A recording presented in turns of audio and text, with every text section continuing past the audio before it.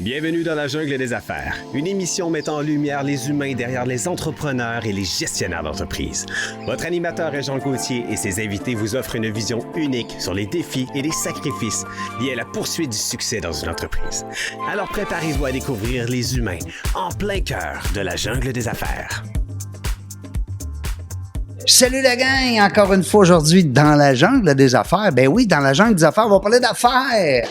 Mais on va parler d'affaires avec un être humain. Je sais pas trop quand on dit une ou un, mais c'est sûr que c'est une femme exceptionnelle que j'ai connue dernièrement puis que je voulais absolument vous la présenter, vous la partager. Je veux pas la garder juste à moi. Je voulais aussi que vous ayez cette chance-là. On va connaître une fille aujourd'hui qui s'appelle Lamia Charlebois. Bonjour Lamia. Bonjour Réjean. Comment ça va? Très bien. Hey, merci d'avoir accepté mon invitation. Écoute, merci de m'avoir invité. Puis Québec, c'est un grand retour pour moi. Je suis contente. Puis là, tu restes une couple de jours parce qu'on est dans la période du carnaval. Oui, le bonhomme m'attend, je crois, je sais pas. Tu as un rendez-vous avec le bonhomme, là. Oui, bien sûr. En fait, tu vas avoir deux bonhommes aujourd'hui. Un bonhomme, puis l'autre bonhomme. Le vrai bonhomme. Avec une ceinture fléchée, sans. Un avec une ceinture noire, parce que c'est ceinture noire en karaté, quand même. Ah bon? Ben oui, c'est rare que je me vante. C'est rare que je me lance des fleurs. Non, c'est très bien, ça. Oui, troisième dan en Kempo avec Suzuni d'Autodéfense. Merci la gang, Clermont et compagnie. Parce que je dis merci parce que c'est une famille. C'est une famille. Puis tu sais que les arts martiaux, c'est très bien pour le mental. Oui, le ciboulot. C'est excellent, ouais. Oui. Lamia, je ne sais pas par où commencer, mais une chose est sûre, c'est que j'invite nos auditeurs à aller te googler. Lamia Charlebois, sans prétention, elle est partout, c'est le fun. Elle a fait même un TEDx. Alors, pour ceux et celles d'entre vous qui aimez les entrevues, spécial, je vous dirais. Puis moi, ce que tu es venu me séduire, c'est l'humour. Parce que t'as fait rire ta salle 2, 3 fois, 4 fois même, écoute. Puis c'est pas long, c'est 10-12 minutes, mais écoute, c'est intense. J'ai adoré, finalement, cette présentation-là. Alors, je vous invite, les auditeurs, auditrices, à aller voir, justement, sur YouTube. Ça s'appelle Better or Bitter. Oui, parce que tu le dis souvent, hein?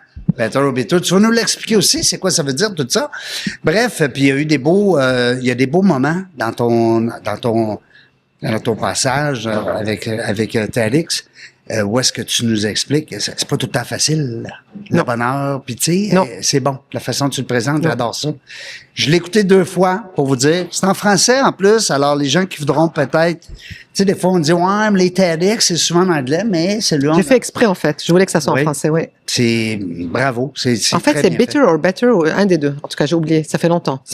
Better or better? Un des deux. le premier, c'est le I. Bitter or better. C'est ça. Ouais.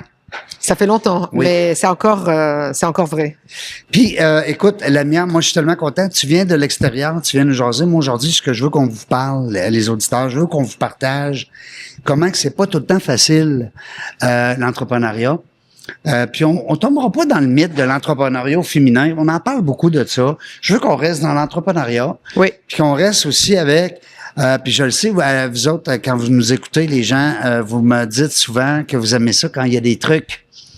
Quand on vous donne des petits tips, hein, des petits tools pour aller plus loin un peu. Des tips, des fois des trucs aussi pour la vie, mais aussi pour l'entrepreneuriat. Why not, peanut? Alors, c'est de tout ça qu'on va jaser aujourd'hui. My God, OK. Mais avant, on aime ça savoir, nous autres, c'est qui ça, Lamia? Qu'est-ce que ça mange en hiver? Ben oui, qu'est-ce que ça mange en hiver, ça? Du chocolat. T'étais-tu tannante quand t'étais petite? Pas tellement. Non. C'est c'est après. Après. Oui, j'ai appris à être tannante. Non, pas tellement. Qui t'a enseigné ça, être tannante? La vie. Non, écoute, je suis née au Liban, dans une famille très aimante, beaucoup d'amour. Ce que je pense est déjà la plus grande base de tout. Oui. J'ai grandi dans un pays extraordinaire au bord de la mer, avec le soleil, le ski. Les gens ne savent pas qu'on skie au Liban. En petite veste, par contre. Tu n'as pas la cagoule et tout. Il fait pas si froid. Il fait pas si froid. Et puis, une très belle enfance, je dois dire, mais j'ai grandi dans la guerre. Ouais. Une guerre qu'on n'a pas choisie, évidemment, les guerres sont pas choisies. Et puis ça forme la jeunesse, comme on dit. Donc j'ai eu une vie entre 2 bombardements qui était tout à fait normale. École, enfance, jouer à la bicyclette, au patin à roulettes, etc. Mais j'ai vécu des choses très intenses très tôt. Donc le premier cadavre que j'ai vu, j'avais 10 ans. c'est quelqu'un qui a reçu une bombe à côté de lui et qui était mort. Et ça réveille.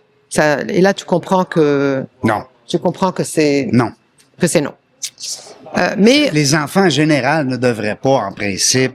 Personne devrait. Vivre surtout les enfants. Mais personne devrait. Mais c'est une réalité. Oui, il y a peu d'action. Mais il y a de l'action aujourd'hui parce que, mesdames et messieurs qui nous écoutez, on est dans une nouvelle place. C'est le pub alpin, le Bivouac, qui est tout près du centre Vidéotron ici à Québec, adjacent au Club Rock Gym. D'ailleurs, le propriétaire du restaurant, c'est le même, c'est François-Guy Tivierge, notre vieux pote, qui nous a accueillis aujourd'hui ici. Alors, vous allez avoir un beau décor. Vous verrez pas, vous allez juste voir notre face, mais en arrière, il y a bien de la beauté puis bien de l'action. L'escalade en salle, en plus, ouais, c'est bien. Excuse-moi. Non, écoute, c'est... Donc, la petite fille de 10 ans qui voit ça... Donc, la petite fille de 10 ans a vécu... Moi, je sors mes notes, là, de parce très que grand... Non, oublie, on se raconte des histoires. Oui, je le sais, mais j'ai tellement des belles choses que j'ai entendues. Tu m'as touché beaucoup dans ton discours. Puis aussi, je suis allé voir un peu, comme les gens vont faire, d'ailleurs, ils vont aller voir ton LinkedIn, ils vont aller voir quand on Google la mère Charlebois, il y en a du stock, là. Il y en a du stock parce que tu vois, quand on vit la guerre, tu comprends que le moment présent doit être bien rempli. Ouais. Parce que d'abord, tu savoures le moment. Oui, tu sais pas quand tu vas crever, déjà ça en partant. Ensuite, tu as une rage de vivre qui est très belle et qui t'apporte beaucoup de choses. Tu oses plus. Écoute, c'est comme ça que j'ai quitté Beyrouth pour venir à Québec, à la ville de Québec. Donc j'ai passé de plus 30 à moins 30. Ouais. Ok, c'était un méchant choc ça. Oui. Et je me demandais pourquoi ils ont fait une ville aussi au nord. Aussi au nord. Ouais, pourquoi tu l'aurais pas fait un peu plus bas dans la chaleur? Oui, c'est ça, plus proche de l'équateur. Par exemple. Mais bon, il y a le fleuve Saint-Laurent, ça se comprend. Non. Et voilà, donc j'ai étudié ici à Québec et puis j'ai étudié et travaillé en même temps. Et dans ma tête, j'allais retourner dans mon pays. Donc j'ai même pas demandé de prendre la citoyenneté canadienne. Non. Parce que quand tu prends une citoyenneté, c'est un mariage. C'est pour la vie. C'est pour la vie et tu as un devoir envers le pays qui t'a. Tout à fait. Ça devient ton pays. C'est pas, tu es pas en transit là. Non. Et donc je me suis dit, je vais rentrer. C'est pas juste de passage. Non. Et c'est pas une bonne attitude de faire ça. Et voilà. Donc je suis restée. J'ai fini à Montréal. J'ai travaillé, j'ai étudié, etc. Mais toi, là, dis-moi, t'es peu, là. J'ai des notes, moi, là. J'ai pris des notes, là. On a une sportive avec nous, là. De la danse, du judo. Il m'en manque un. Moi, j'ai pas une ceinture noire. Non, mais quand même. Moi, j'ai arrêté à la verte. Oui, le théâtre. Ça, je t'admire.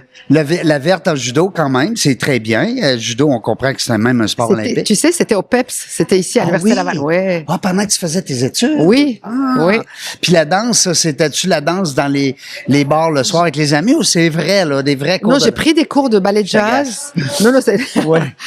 J'ai pris des cours et puis écoute, il y avait... C'est pas faux ce que tu dis. Non. Moi, j'habitais au pavillon Parent en résidence. Et Seigneur, et le Polac, à l'époque, qui s'appelle la Résie. Oui. C'était cafétéria, mais en dessous, c'était une boîte de nuit. Tous ceux qui nous écoutent, là, qui étaient à Laval. Oui. C'était la fille qui dansait sans arrêt de 9 p.m. à 3 a.m. C'était toi. C'est moi. Et quand, tu sais, ils allumaient les néons à 3 heures a.m., c'était très violent. Boum, c'était fini, il fallait rentrer. Ben, c'était moi. Et je dansais jeudi, vendredi, samedi. Puis je sais pas comment j'ai fait pour réussir mes cours. C'était en quoi? T'as qu'à parler de communication. Ah oui? Oui. Bon, ben c'est ça. T'es resté sur ton X. Oui. Hein, tu parles d'astuces et de trucs. Oui. Tu deviens expert en quelque chose, tu restes là-dedans. Oui, hein? Aujourd'hui, les jeunes, ils veulent être tout. Oui. Tu sais, ils sont pas pires dans tout, mais ils sont pas bons dans rien. Puis, tu sais, tu les vois sur les réseaux, ils te donnent des conseils sur comment couper un ananas, et en même temps, ils sont ingénieurs, et en même temps, reste dans ta spécialité. Focus. Et deviens le meilleur. Tu vas être berger. Je sais pas si t'as vu le film Berger, by the way, c'est un chef-d'œuvre. Oui. Tu vas être berger, deviens le meilleur berger. Oui. Puis c'est ça. Ben oui, c'est vrai. C'est tellement vrai. Puis on le sait, on en parle souvent avec nos invités. Lamia, quand les gens viennent, c'est important le focus. Oui. Souvent, il y a des gens qui se perdent un peu là-dedans. Puis moi, le premier, ça m'est arrivé dans le passé, 15 entreprises. Donc, c'est arrivé à un moment donné que, à la place d'être le meilleur dans une, on en rouvre une autre. On en part une autre. On a un deal, on embarque dans le deal. Anyway, j'aime une phrase que tu as dit, puis je la cherchais tantôt, puis je viens de la trouver, là. Faut pas que je la perde. On tue le mal par l'amour et on tue la peur par le rire. Oui. Hey, moi, là, ça, là, j'ai capoté. Tu me permets que je l'utilise? Oui. Je vais citer que c'est toi. J'y crois. Ben oui. Profondément. Le rire, écoute. Oui, j'y crois. Parce qu'il y a eu des situations où je sais pas comment te dire, c'est tellement difficile, c'est tellement violent, c'est la mort, la maladie, la guerre, tu es vraiment, tu es en désarroi, là. C'est trop sérieux, là. C'est trop sérieux, ça va très mal. Puis ça dure longtemps, c'est-à-dire quand tu as un problème, il va pas finir en une journée ou en 2 jours. Non. Donc, je m'excuse. Pour le passé. Ça m'a un peu déconcentré. Non, écoute, Mais le micro, il capte juste le son de nous. Non, c'est pas pour ça. C'est moi qui c'est tellement intense qu'on se dit. Focus. On revient. Écoute, non, dans des situations très graves, maladie, mort, des situations qui sont hors de ton contrôle. Hors de contrôle. Et dont tu peux pas t'enfuir et tu sais que la bataille, elle va durer pas 1 jour, pas 2 jours, mais tu en as pour 6 mois. Tu passes pas 6 mois à pleurer, là. Non. Donc, la recette, tous les gens qui te demandent comment tu as fait pour passer à travers, vraiment, c'est aussi bête que ça. L'amour de l'autre, l'amour de la vie, l'amour de tout, et le rire. Moi, j'ai grandi dans une famille où on rigole. Oui. Et moi, souvent, j'ai eu des situations où je ris, pleure, et où je dis des conneries pour me faire rire, et faire rire si tu es dans un hôpital, tu fais rire les infirmiers autour de toi. C'est drôle. Eux sourient, toi tu souris, et puis ça te donne un peu de courage. T'as tellement raison. Ouais. Puis le sourire, tu sais, on le dira jamais assez, mais même les gens qui faisaient à l'époque, pour les plus vieux, d'entre nous, les gens qui parlaient au téléphone pour faire de la vente. Avaient le sourire dans la parole. Il fallait que tu le sentes dans la voix. Ouais. Fait que c'est vieux. C'est encore vrai aujourd'hui. Puis en passant, t'as qu'à parler de sourire, vous le savez, j'en parle souvent dans mes conférences. Le sourire, quand on l'exerce, là, il sollicite des muscles dans le visage. Zygomatiques. Pleurer aussi, malheureusement. Puis ces muscles-là, qu'on sollicite quand on rit, ils envoient de l'endorphine au cerveau. La petite hormone du bonheur. Je la connais. Eh oui. C'est pour ça que je fais beaucoup de sport. Oui, faut faire du sport. Faut faire du sport. Parle-moi de foie gras, quand.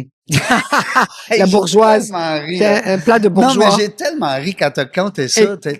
Tu racontes ça dans une simplicité. Les gens t'ont applaudi, les gens riaient dans ta conférence. C'était très fort. C'était très émouvant. Tu sais, il faut que tu saches que ceux qui vont aller voir ce TED Talk, j'ai l'air très en contrôle et je parle et je l'ai bien préparé. Tu fais pas un TED Talk, tu ne parles pas pour toi. C'est pas pour te vanter. Non. Tu le fais parce que tu veux apporter quelque chose à quelqu'un. À quelqu'un, c'est ça. Sinon, c'est chez toi. Je pense, ils veulent évidemment. Oui. Alors, les gens en fait, n'importe quelle personne qui prend la parole, c'est pas pour te vanter et moi, je suis la meilleure. Et les gens s'en foutent. Chacun est extraordinaire dans son pour les autres. Tu le fais pour les autres et tu te dis, qu'est-ce qu'ils vont en bénéficier? Comment ils vont en bénéficier? Et là, on me demande de le faire. Je dis, vous êtes fous, je vais jamais le faire. Après, je me suis dit, non, il y a quelque chose qui va toucher quelqu'un quelque part et ça va lui donner le courage j'ai l'air très, très relax. Quand le TED Talk est fini, il dure 10 minutes 01. Je suis allée dans les coulisses, j'ai pleuré ma race. J'ai pleuré. Oui. Ah oui. Et la dame qui m'a envoyé dans les coulisses, elle a fait ça comme, c'est pas possible que c'est la même personne. C'est pas elle qu'on vient de voir. Oui. Tu sais, les épaules et tout. Mais bon. Pourquoi? Il y a eu un relâchement? Je me suis mise à nu. Tu te mets à nu. Quand tu parles. Surtout quand tu te révèles un peu. Dans l'objectif d'aider les autres, tu es vulnérable. Tu te mets un peu à nu. Et puis, c'est très émotif, tout ça. Tout à fait. Cela dit, l'affaire du foie gras, c'est que ça a été une grande leçon dans ma vie. Je viens d'une famille modeste. On n'est pas des bourgeois, mais mon père travaillait pour la compagnie nationale aérienne. Et puis, l'aéroport avait été bombardé. C'était vraiment la fin du monde, là. Et maman attendait papa parce que on pensait qu'il était mort. Donc, il arrive de l'aéroport. Et comme les avions n'ont pas décollé, la première classe avait du foie gras qui allait se gâter. Donc, on ouvre la porte, bombardement dehors, c'est le chaos total. Et papa est là, il dit, j'ai une surprise pour vous, j'ai du foie gras. Et il n'y avait pas d'électricité. Donc, où tu vas le mettre? Dans quel frigo? Et là, on se regarde tous, on se met à rire, on s'est dit, OK. On va le manger. On descend dans le sous-sol pour fuir les bombardements. Ben oui. On appelle un voisin, on dit, amène du vin blanc, et on le boit dans le vin blanc, foie gras. Pendant la guerre, pendant les bombardements. Oui. Wow. Et moi, je regarde tout ça et je me dis, ça, c'est une leçon de vie. Oui, hein. Et toute mon attitude depuis, quand je suis avec quelqu'un à l'hôpital et que vraiment c'est la fin du monde, j'arrive avec du chocolat, des machins. Tu sais, quand ils amènent le plateau d'hôpital, puis c'est de la bouffe dégueulasse, du manger mou, là. Oui, manger mou. Je mets la serviette, j'ouvre la cloche, je dis, on a un coulis de merde sur un... Tu sais, d'habitude, c'est horrible. Oui. C'est le théâtre qui ressort en toi, parce que tu as fait du théâtre. Écoute, oui. Hein? J'avais une grand-mère qui était drôle. Là. Oui, je vois. Hey. Rien de caché aujourd'hui. Non, tu peux rien me cacher. Moi, je sais tout. Mais non, mais c'est ça. Mais c'est le fun d'amener la petite touche d'humour comme ça dans des périodes où est-ce que je te dis pas que on a le goût de rire tout le temps quand ça va mal. Là, c'est pas ça. Là. On n'est pas mieux que d'autres. Mais on pourrait dire que c'est un conseil, un truc d'essayer d'amener la folie un peu, pas la folie, mais tu le fais pour toi et les autres parce que ça te donne du courage. Je te dis, moi, c'est pour me faire rire moi et les autres. Ça te donne du courage. Et le courage, tu sais, c'est quelque chose qui est pas évident. Il te fuit entre les mains. Tu l'as parfois. Tu l'as parfois pour un moment précis. Après, tu le perds parce que la peur est plus forte. C'est un dilemme, tu sais. La peur est. Mais la peur, on va la voir, on va la tuer par le rire. Ouais. Puis l'amour va tuer le mal. Ça, j'adore aussi. Oui. Tu l'as dit tantôt, c'est l'amour, hein? Écoute, j'ai déjà eu beaucoup de haine dans moi. Beaucoup de haine. Oui. Premièrement, pendant la guerre, quand tu vois des innocents qui se font tuer, tu as de la haine. Ben oui, tout à fait. Je me rappelle quand des hommes armés tapaient à la porte de notre appartement et je me disais, j'avais 10 ans, si quelqu'un fait du mal à ma mère, je le tue. Et je me disais, je suis capable de tuer. Mm-hmm. Avec ma fille, plus tard, une mère libanaise en plus, tu es, oui. tu es fou. Oui, oui. Si quelqu'un fait du mal à ma fille, oui, je suis capable de tuer. Mais. Avis à tous. Avis à tous. On touche pas à ma fille. T'as une fille, hein? Oui. Ben, en tout cas. La prunelle de mes yeux. Je te laisse raconter l'histoire. Qu'est-ce que je dis? La haine, tu vas la ressentir. Tous les gens qui te disent, là, ah non, moi, c'est l'amour, c'est pas vrai. Tu vas sentir de la haine. Mais c'est pas bon pour toi, ça. Avec le temps, c'est pas une belle place. Donc, comment tu en sors? Tu mets toute ton énergie dans l'amour. C'est très cheesy ce que je te dis. Non, pardon, j'y crois pas. Non. Non. Ah, non. Non, moi, il y a quelques salopards sur ma route. Non. J'ai pas de pardon. T'as pas de pardon. C'est pas très chrétien ce que je te dis, mais c'est pas grave. De toute façon, je sens déjà le brûler. Je suis déjà un peu en enfer. C'est là où le party se trouve. Anyway. Écoute, non, mais l'oubli. Je l'adore. J'aime oublier. Oui. Donc, j'oublie et je mets toute mon énergie dans, tu vois, j'ai vécu de la destruction. Donc, je mets mon énergie à construire et aimer. Et tu en mets tellement, cette énergie-là, tu la mets tellement que t'oublies un peu. Que tu t'éloignes de l'autre. Ouais, ça y est. Et petit à petit, tu es. C'est pour ça que tu dis que l'amour va tuer le mal. Oui. Moi, j'y crois. J'adore. J'y crois. Tu racontes à un moment donné, puis écoute, ça m'a frappé. J'ai dit 3 policiers qui vous arrêtent. Raconte ce petit bout-là. Mais là, ils vont plus voir le TED Talk, non? Non, mais ils vont aller le voir pareil, le TED Talk. Faut que tout le monde aille voir le TED Talk, c'est sûr. Ça, c'est quand tu as... Là, t'es avec ta fille. Les policiers arrêtent. J'ai la garde complète. T'as réussi à faire rire les policiers. C'est un peu ça. Oui. Hein? Oui, mais moi, je riais pas de dedans. J'étais en panique totale. Sais-tu quoi? On le dit pas. On le raconte pas. On va le obliger d'aller voir le TED Talk. Parce que c'est une belle petite scène. Oui. Et ça, pour toutes les personnes qui divorcent ou qui se séparent, tu sais, quand 2 adultes se séparent, ils s'entretuent et c'est dégueulasse. Ben oui. Et il y en a qui sont quérulents, qui veulent faire durer cette guerre et cette haine longtemps pour casser l'autre et le détruire. C'est un jeu qui est ridicule où tout le monde perd. Donc, ceux qui vivent ça et nous entendent aujourd'hui, arrêtez vos conneries, ça suffit. On peut dire des gros mots sur ton émission. Absolument. Okay. J'y vais doucement là. Parce que ça sert à rien et les enfants payent le prix. Et tu perds ton temps, tu perds ton énergie et ça sert à rien. Donc cette scène-là, elle est très significative de ce que je dis. Puis je vais vous donner un indice. Si vous voulez être surclassé dans un avion, ben il y a un bon truc. J'avais pleuré. J'étais en train de pleurer. Incroyable. Parle-nous de ta plateforme que présentement, tu utilises une plateforme qui rend service à des Libanais aussi. Oui, ça c'est 2% de ce que je fais dans la vie parce que c'est du bénévolat évidemment. Oui. Tu sais, moi, je suis arrivée ici, j'étais jeune et je suis arrivée à Québec. Et il y avait pas beaucoup d'ethniques. J'étais la minorité visible à fond là. C'était très bien. Tu te fais cruiser quand t'es une minorité visible, c'était parfait. C'est parfait. Mais mais tu dois tout faire tout seul. Tu dois trouver. Écoute, je savais même pas acheter un manteau d'hiver, duvet, pas duvet, pas jarre, je sais pas quoi. Chaud, pas chaud. Tu sais rien. Tu sais pas quoi faire. Tu sais pas qu'il faut mettre du sel dans la driveway. Tu sais rien faire. Oui. Et je me suis dit, quand il y en a d'autres, là, hein, qui vont pas. Oui. Hein? Fait que je vais le faire pour les autres. Et tu apprends, mais ça te prend du temps. Donc, il y a eu Facebook. J'ai créé une plateforme que j'ai appelée Libanais de Montréal Sirop d'arabe. Parce que je voulais que les gens. Sirop d'arabe. Parce qu'on parle la langue arabe. Et je voulais que les gens comprennent que c'est léger, que c'est pas politique, que c'est cool. Et on était 200 et 13 ans plus tard, maintenant on est 13 800. Wow, bravo. Et c'est de l'entraide pure et dure. Personne fait de la pub. Moi, je vends rien. Personne vend rien. Mais tu vois, tous les nouveaux arrivants, il faut qu'ils soient libanais et qu'ils habitent Montréal. Et j'ai pas voulu, pas pour discriminer, mais sinon j'aurais un groupe de 60 000 et je veux pas gérer ça. Non, c'est ça, là. Et donc, ils arrivent et ils posent la question, école privée, école publique, qu'est-ce que vous pensez? Ils se répondent entre eux. Oui, wow. Beaucoup. Bravo. Beaucoup. Où est-ce que je trouve un plombier? Où est-ce que je trouve ça? Ils sont contents aussi de partager ce qu'ils ont appris, eux, peut-être à la dure. Beaucoup. Parce que c'est des gens altruistes. Et moi, je voulais leur faire aimer le Canada. Ouais. Et comment tu veux aimer un pays quand tu arrives et tu connais personne? Tu comprends pas. Tu comprends rien. T'as pas les bons repères. Écoute, moi, mes premiers 2 mois ici, c'était à l'époque de Rock et les Belles Oreilles et Ding et Dong. Hey boy, oui, Je ne riais pas. Non.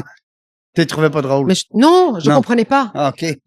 Je comprends. Et c'est des références culturelles. Ben oui. Et j'étais frustrée. Donc, je voulais comprendre. C'est vrai que c'est vraiment typique québécois. Ouais. Donc, ça te prend du temps pour embarquer. Après ça, les puddings des petits ciments, après ça, la paune, Moi, ta surprise, tu es là-dedans. Pour moi, on est des mêmes âges, disons. Moi, je dis pas tout à fait. Non plus, des fois, je le cache. Mais avec un petit verre de vodka, on est correct. Hein? Non. Je tiens mon bout, là, avec mon âge. Oui, Ah oui?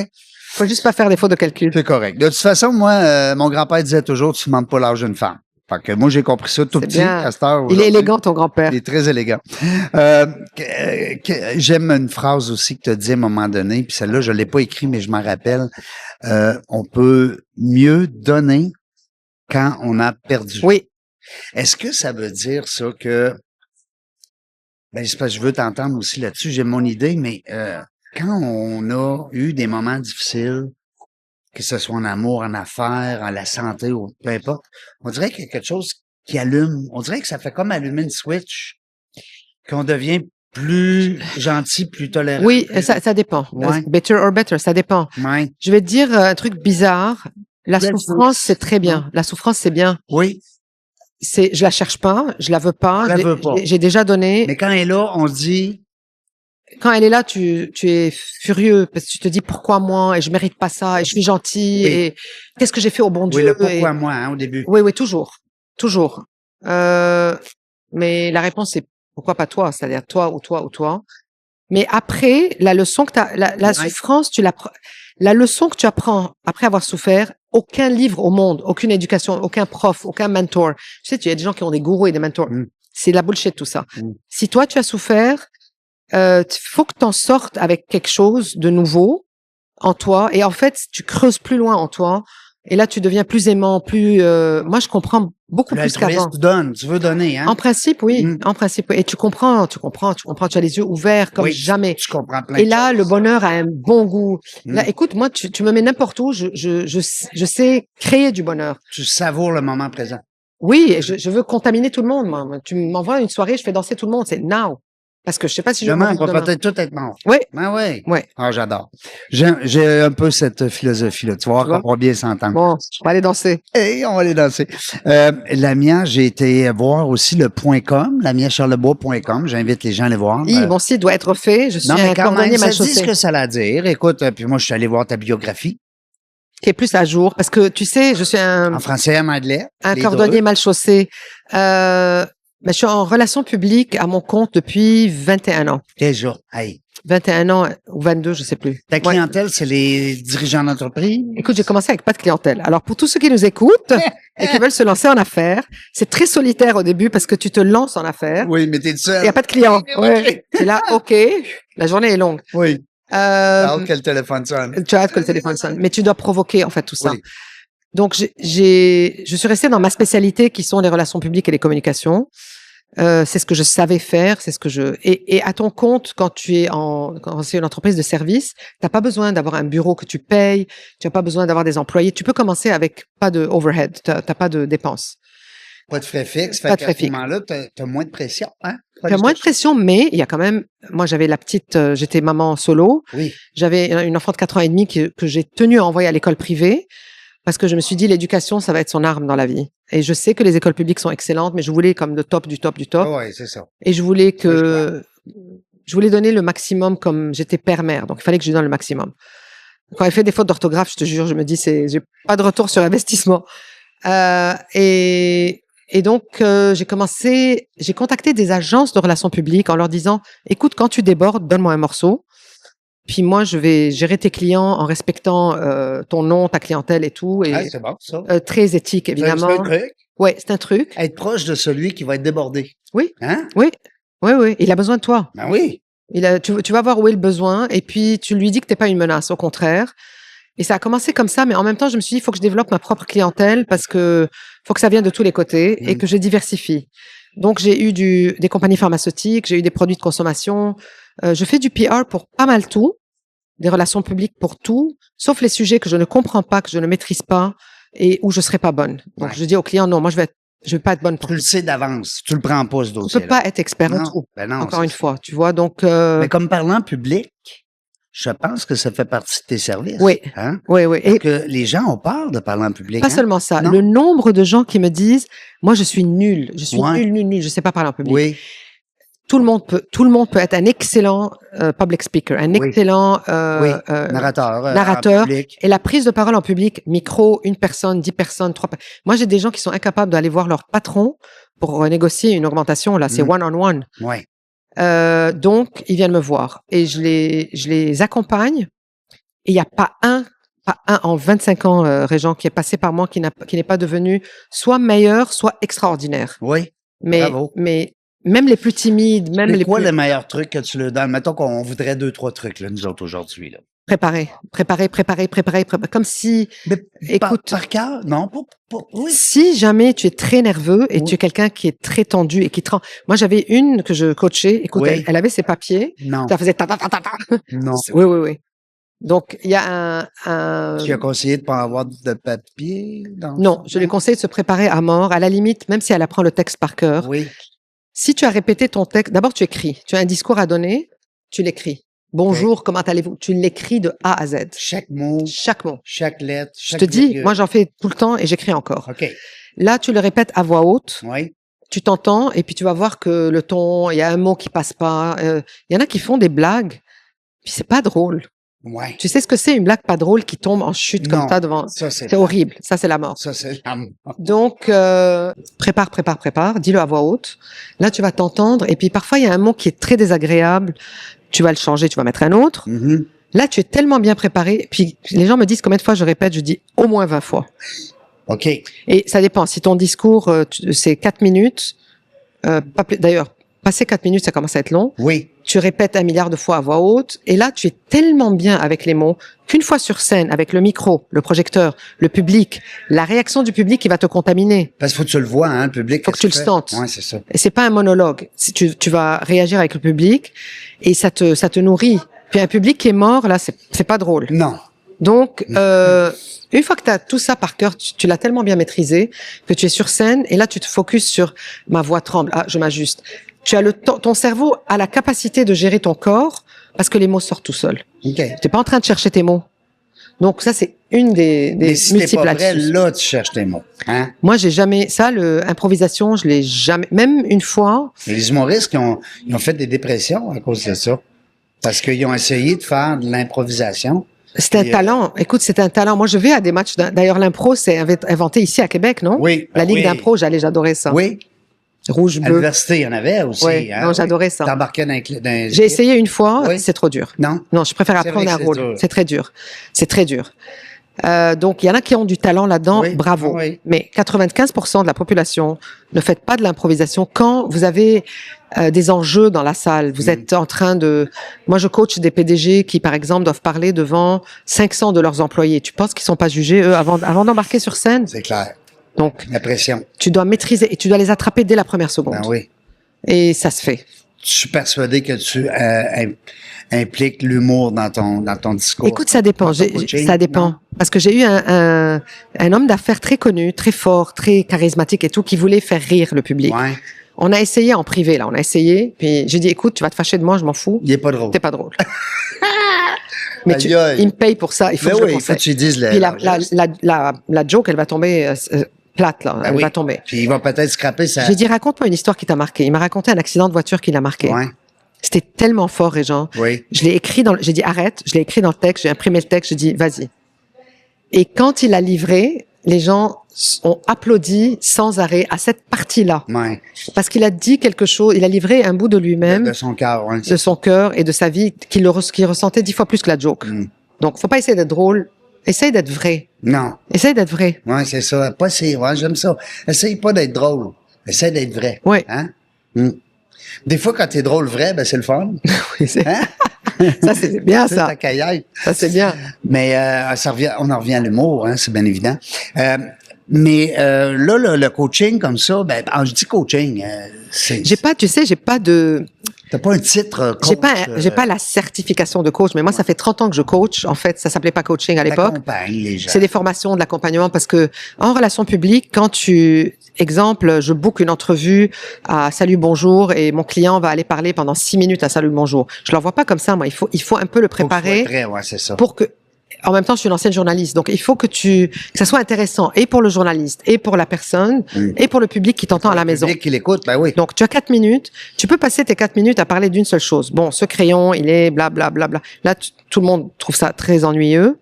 Comment tu vas maîtriser 6 messages importants pour dire que tu as créé de l'emploi avec ce crayon, qu'il est fabriqué au Québec, que c'est écologique, qu'ils peuvent le trouver à tel endroit, que tu dois passer tout ça en 4 minutes. Faut que tu l'enveloppes. Sans que tu vendes, parce que t'es pas là pour vendre. Non, c'est ça. Ouais. Donc, ça s'apprend. Excuse-moi, je t'interromps, mais c'est ça qui vend le plus d'être vrai. Trouves-tu?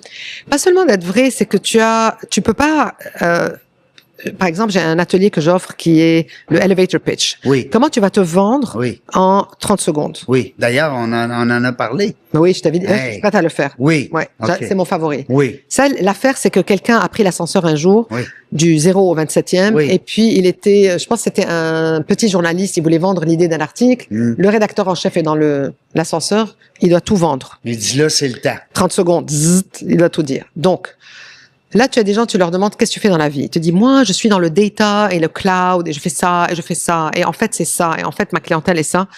45 secondes sont passées et tu n'as rien compris. Non, tu n'as rien compris. Puis on dirait qu'il n'a pas suscité ton intérêt. Mais du tout. Et peut-être le type est un génie et je veux l'embaucher. Oui. Mais il m'a perdu. Donc, je leur montre comment le construire, ce fameux pitch, avec des mots précis. Par exemple, tu as des gens, je lui dis, c'est quoi ta force? Il me dit, moi, je suis passionné. Je dis, non, c'est l'adjectif, tout le monde utilise passionné. Passionné de je m'en quoi? fous. Tout le monde dit passionné. Ben oui. Dis-moi que tu es persévérant, par exemple, ou dis-moi que tu as un feu en toi qui brûle et qui brûle. Qui brûle. Faut faire attention. C'est risqué, ouais. Qui brûle pas les autres, ouais. Faut pas qu'il soit ailé, le pauvre. Faut pas faire mal aux autres. Non, mais tu dois trouver en peu de temps des mots qui ont un impact et tu es pas en train de te vendre, tu es en train d'expliquer qui tu es en peu de temps. Et beaucoup de gens commencent par dire, moi, non. Le jeu, hein? Ouais, je dis, moi, je. Hey. Ça, c'est la génération moi, je, hein, oui, hein? les trentenaires, oui. Moi, je. Les trentenaires, t'appelles ça? Oui, entre 20 et 30 ans aujourd'hui. Z, là, je suis tout mêlé dans ça, là. Je pense que maintenant, on est rendu on est à... quoi, là? Moi, je sais pas. Attention, je sais pas. On n'est pas encore les baby boomers, mais on est juste après, là. On est X. Gen X. X, c'est ça. Bon. Mais avant X, c'est Y. Non? Y. Écoute, je sais pas. Je sais que j'ai beaucoup de jeunes. J'aime ça, trentenaires. Ou bien 25, 30, là. Ils viennent, ils te disent, moi, mon rêve. Oh, ouais, moi. Puis je veux pas travailler trop fort. Ouais, c'est ça. Alors, mais par exemple. Quel rêve? Franchement, quand je me suis retrouvée single mom avec, je devais être me lancer en entrepreneuriat kamikaze, sans plan d'affaires ni rien, abracadabra. J'avais pas de rêve, j'avais pas le temps de rêver. Moi, ma journée, elle commençait à 7h le matin, elle finissait à minuit. Il y avait pas de place au rêve. J'avais une liste d'épicerie, tous mes clients, nourrir mon enfant, nourrir sainement. En plus, faut que tu choisisses les ingrédients. Non, c'est pas évident. Ça prend les bons. Donc, les rêves, je te dis pas qu'il faut pas rêver, mais je suis plus dans la réalité, moi. Ma to-do list. La to-do list. Check, ouais. Moi, on en a parlé tantôt avec François-Guy de Vierge. Ah oui? Oui. C'est très important. Et lui, il fait encore une to-do list à toutes les jours. Ah oui, moi, les post-it, quand ils ont inventé les post-it, le rêve. Oui. Sur la cafetière, près du lit. Oui. Mais elle est bonne, hein, cette histoire-là. Je sais pas si tu connais. Oui, l'affaire la colle qui a, ouais.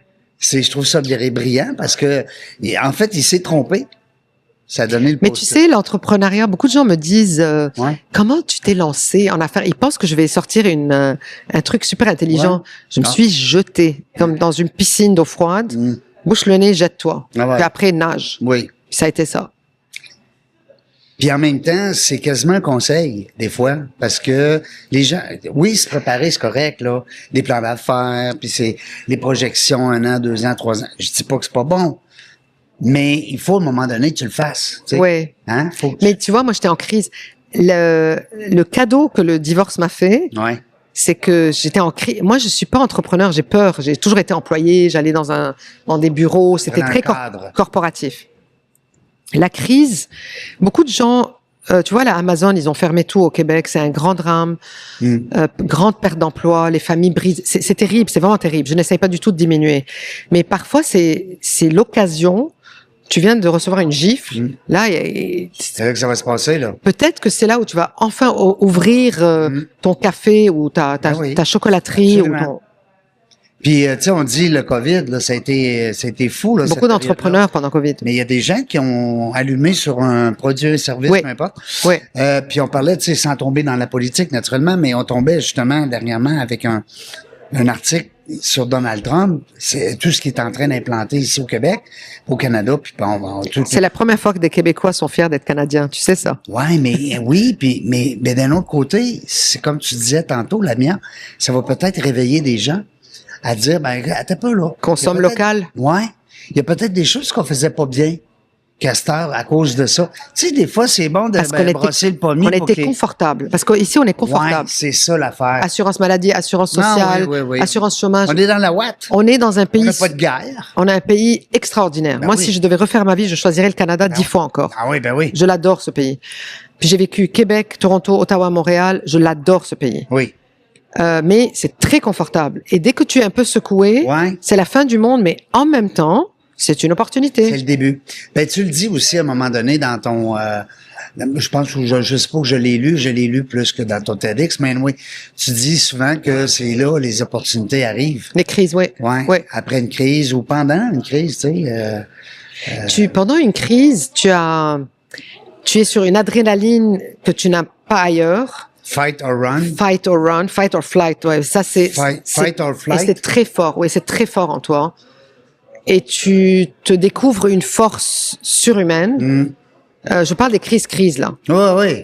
Donc, tu deviens créatif, tu deviens efficace, tu as une grande clarté. Mais remarque, ça dépend des gens. Ça dépend des crises. Si tu es à Gaza ou à Beyrouth où tu es bombardé, là, il y a ni clarté, ni adrénaline. Non. C'est autre chose, ça. C'est ça. Ça, c'est inadmissible, c'est terrible. Mais en général, dans un pays civilisé comme le Canada, même la pire des crises, je pense, ça dépend des gens, ça dépend des circonstances, de l'éducation, des moyens financiers, mais tu peux toujours te relever quand même. Tu as un peu d'aide du gouvernement. Je sais pas, il me semble que c'est un pays moins dur que d'autres. C'est un pays moins dur que d'autres. Oui, t'as raison, c'est un pays qui est un peu plus, on va dire soft, mais il y a des signes aussi, des fois. Tu sais, brasse l'arbre, la pomme, elle tombe, là. Ouais. Si tu brasses pas l'arbre, ça se peut que ça tombe moins vite. Tu sais. Personne n'a envie de brasser. Entre toi et moi, personne n'a envie de brasser. Non, mais quand ça arrive, puis c'est pas toi qui as décidé. Ouais. En tout cas, il y a des gens qui se sont réveillés. Oui, mais c'est bien. C'est bien. Et on a tout ce qu'il faut. On est un énorme pays. Moi, je comprends pas qu'on se sente on est un énorme pays, mais heureux devant les États-Unis. Mais on est le Canada. C'est pas un pays minuscule. C'est pas un pays. C'est ça, je sais pas. En tout cas, on va voir comment menace ça se passe. orange. Parce que là, on est présentement au printemps 2025. Ben, printemps, fin d'hiver. C'est bien. Moi, printemps. La marmotte, elle est retournée, hein? Non, mais c'est parce que ma fête s'en vient, moi. Puis quand ma fête arrive, normalement, on enlève une couche. C'est quand ta fête? De vêtements, le 6 mars. Oui, il y a de l'espoir. Il y a de l'espoir, Régent. Il y a de l'espoir. Ouais. Mais ça l'a comme retardé à cette heure. Hein? Janvier, on a plus froid comme avant. Avant, c'est vrai, c'est un mois de fou, tu capotais, il faisait moins 30. Là, en janvier, il a fait super beau.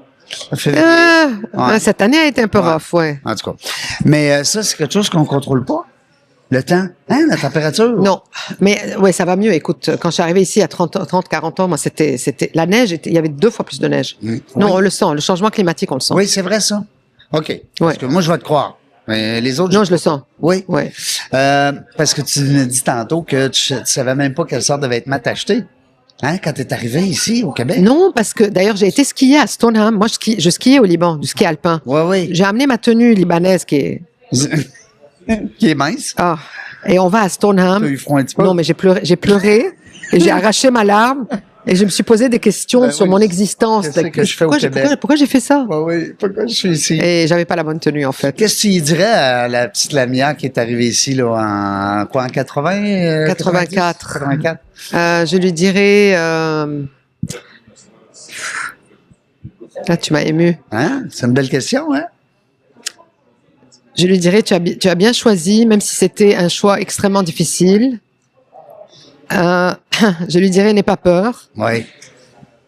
Je vais pas dire ça va bien aller, c'est la phrase de Legault et je l'aime pas. Non. Il nous a dit ça va bien aller en plein Covid, on était dans la merde. Ouais. Écoute, je lui dirais, n'aie pas peur. Continue. Oui. Continue. Qu'est-ce qui tue la peur? Hein?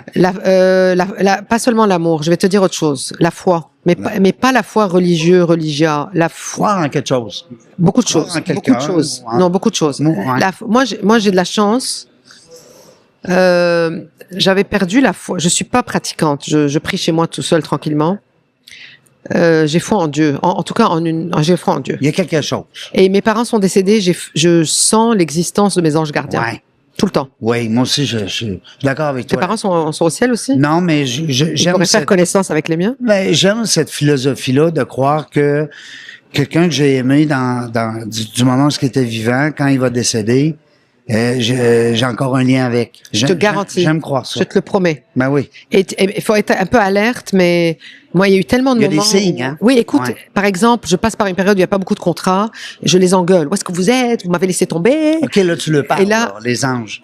Oups, il y a un 15 contrat. minutes après, le téléphone sonne, j'ai un contrat, je te jure. Et là, je fais, voilà. Ah oui. Eh bien, voilà, oui. Puis ça, c'est pas le hasard, là. On croit pas à ça, le hasard. Écoute, une fois, deux fois, trois fois, mais Non. 15 fois. Oui. De toute façon, que ça soit réel ou pas, ça m'aide. Ça aide. Ben Donc, oui. moi, d'ailleurs, on dit, D'y croire, là, déjà, là, c'est quelque chose. la foi commence là où la raison s'arrête. Parce que la foi, c'est pas rationnel. Non, c'est ça. C'est pas rationnel. Ah, ben non. Donc C'est pas moi, j'ai concret. foi dans la vie. Je sais qu'à un moment donné, mais ça c'est avec l'âge.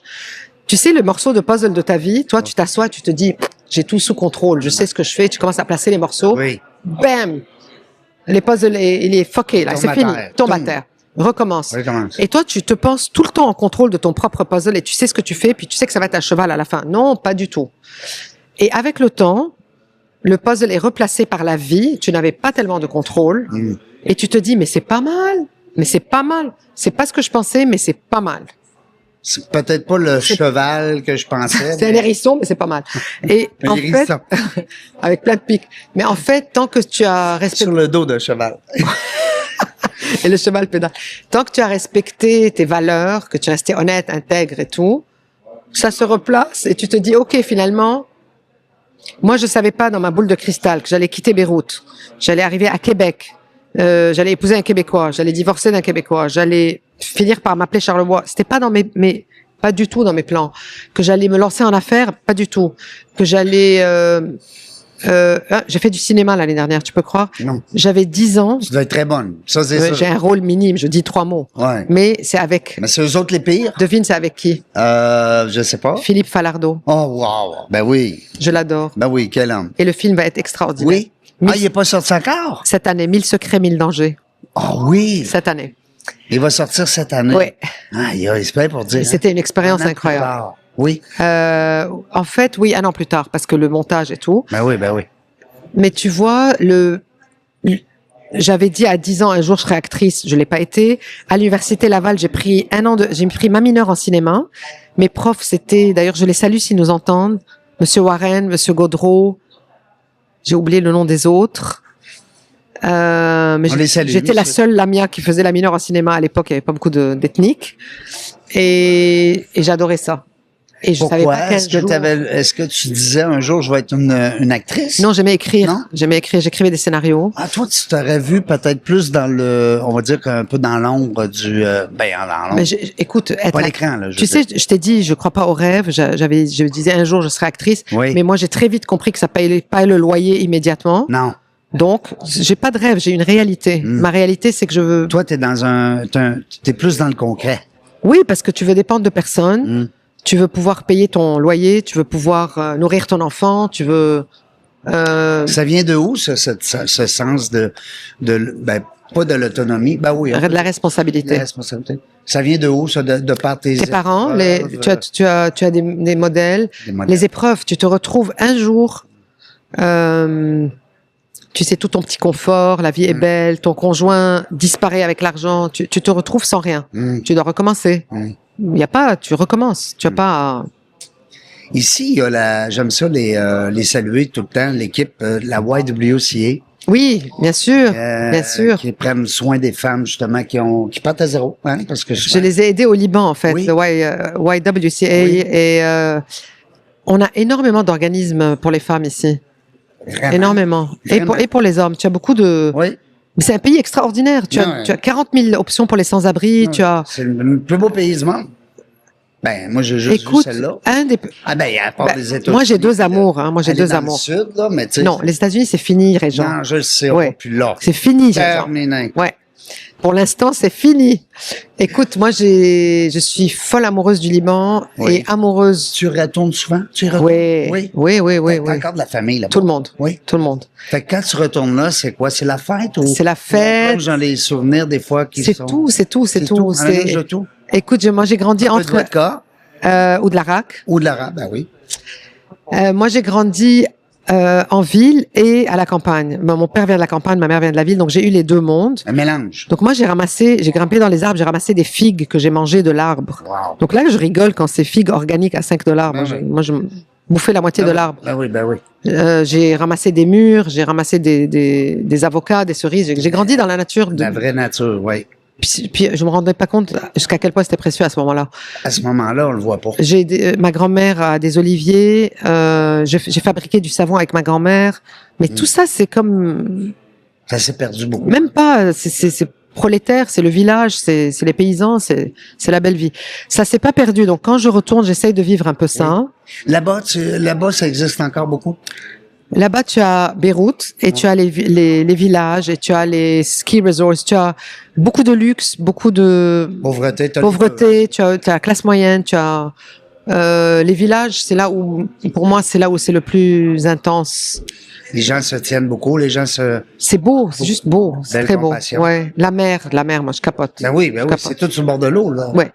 Vous êtes toujours. Toi, ça te prend de l'eau. Est-ce que t'es poisson? Beaucoup. T'es du poisson? Je suis cancer, mais ça me prend de l'eau. Beaucoup. Cancer, ça va dans l'eau aussi? Oui. Ben oui. C'est un signe d'eau. Et ici, la première fois que j'ai nagé dans une piscine chauffée pas salée, c'était le PEPS. Oui. Écoute, j'étais en train de couler parce que tu flottes pas. Ben non. Je savais pas ça, moi. Moi, je venais de la mer. De l'eau salée, on flotte. Oui. Non, my God, c'était pénible. Mais, fallait que tu travailles. Fallait que tu travailles.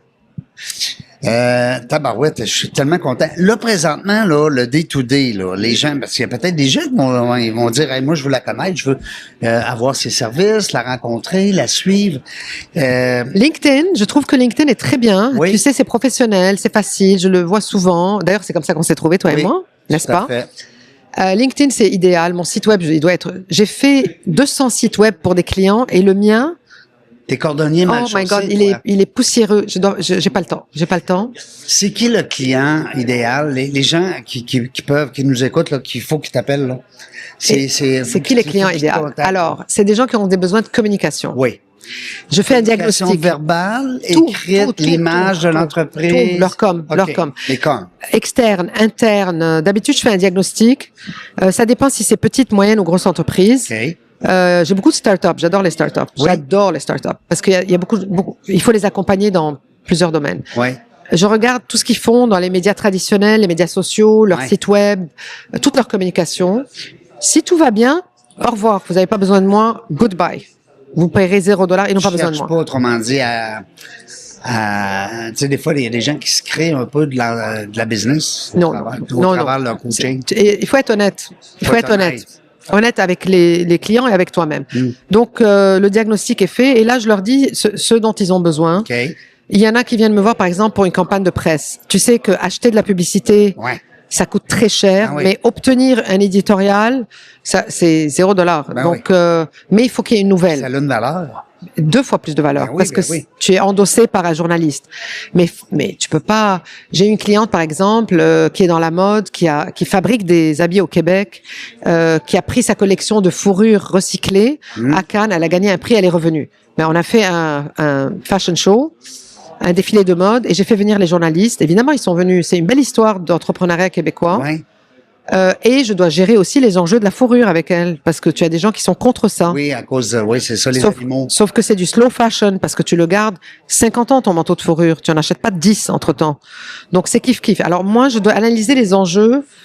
Compagnie pharmaceutique, par exemple. Tu lances quelque chose, il faut que je vois, est-ce que c'est approuvé par Santé Canada? Est-ce qu'il y a eu des tests cliniques? Est-ce que... Des contraintes? Est-ce qu'il y a des plaintes? Gestion de crise. Parfois, j'ai des clients qui viennent me voir, ils sont dans la chenoute, là. Ça va très mal et leur réputation est en danger. Et c'est toute une vie, ça. C'est toute une vie. Et ça se fait dedans de 2 heures. Ah, ben oui, donc, tu lâches tout. Moi, j'ai déjà été à minuit chez une cliente pour gérer une crise énorme. Et ça a été géré en peut-être 1 semaine. Tu mets le couvercle sur la casserole et tu éteins le feu. Ouais. Le feu médiatique surtout. Oui. Et c'est la réputation. Et si tu le fais bien, sans mentir, et tu le fais correctement, la réputation de l'entreprise est sauvée. Puis tu sais, je peux pas m'empêcher de te poser la question, même si peut-être, tu sais, comme avec l'ère qu'on vit, l'ère technologique, on sait très bien qu'en com, on est rendu beaucoup axé sur le web. Tu vas me parler de ChatGPT, toi? Ben, écoute, je sais pas, là, mais je veux dire, à quelque part, t'as une clientèle aussi peut-être plus jeune, des fois, où qui prennent des tournants plus web. Non, écoute, j'ai tout. J'ai eu une start-up, par exemple, ben là, ça va, ils ont le vent d'aller voir, ils sont plus une start-up.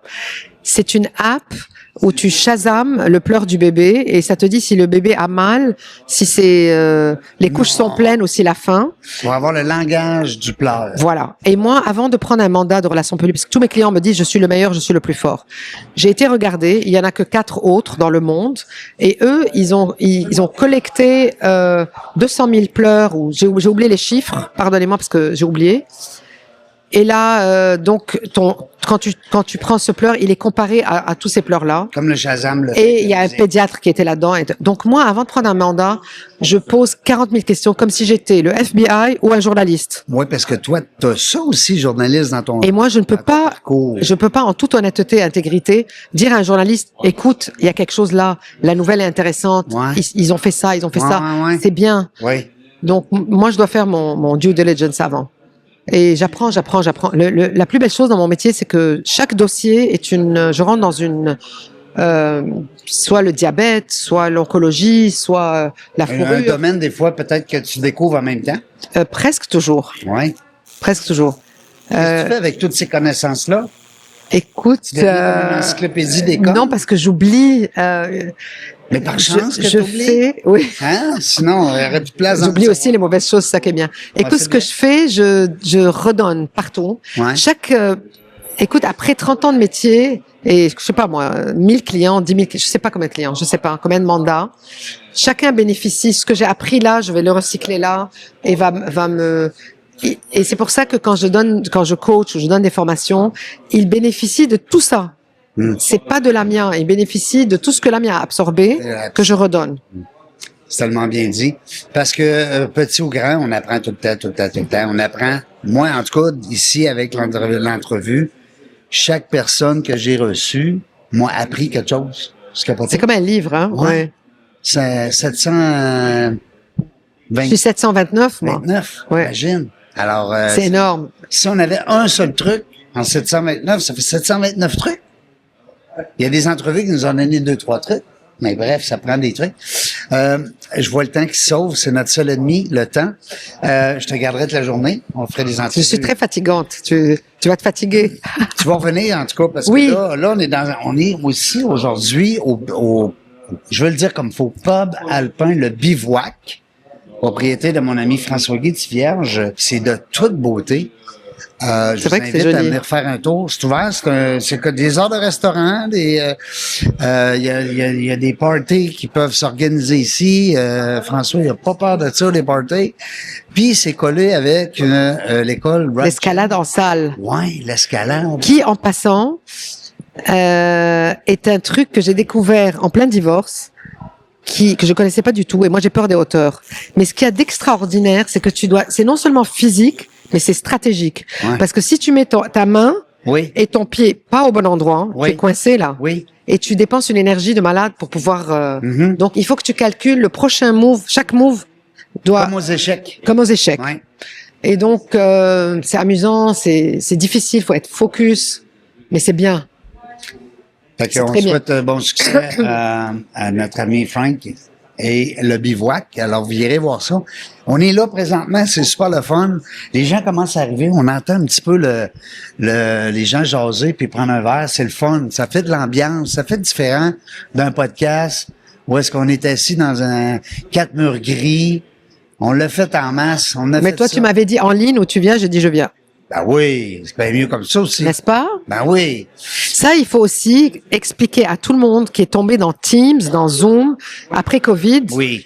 Il n'y a pas comme le contact humain. Non. Ça n'existe pas. Moi, Non. j'ai donné des formations en Rien de ligne. mieux. C'est pas pareil. Non. Moi, ça me coupe la moitié de mon énergie Ben oui. et ça coupe la moitié de l'énergie de l'autre. C'est clair. Et si tu ne lis pas le langage de l'autre, c'est des vases communicants, hein. Donc, non, en personne, c'est, Faut voir la personne nous écouter. Parce que souvent, quand on écoute, on parle. Souvenez-vous de ça. J'ai le goût de te laisser la dernière minute. T'es-tu game?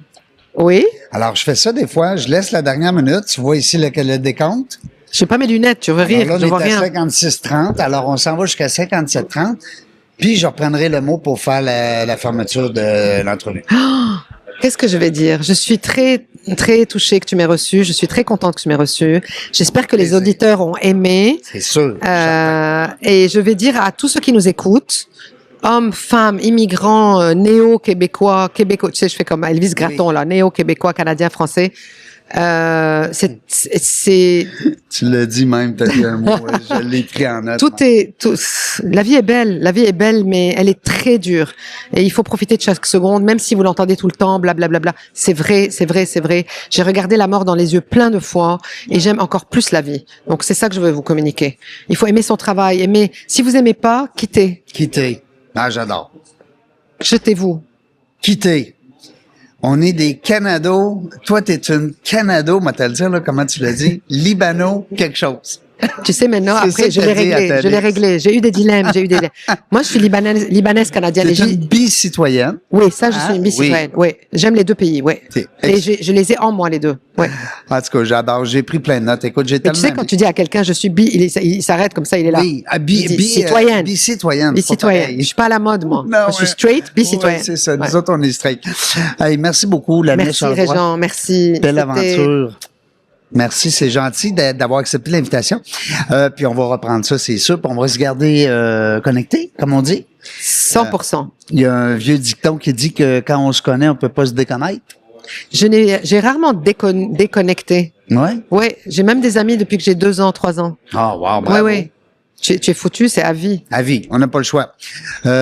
Écoutez, nous autres aussi, on est à vie. Vous le savez, dans la jungle des affaires, la seule chose qu'on sait pas, c'est quand est-ce qu'on va revenir. Hein? On n'a pas de date, nous autres. On n'a pas d'horaire, on n'a rien de ça. Mais une chose est sûre, on a du plaisir. Merci d'avoir écouté La Jungle des Affaires. Pour participer à l'émission, rendez-vous sur notre site web dans lajungleDesAffaires.ca.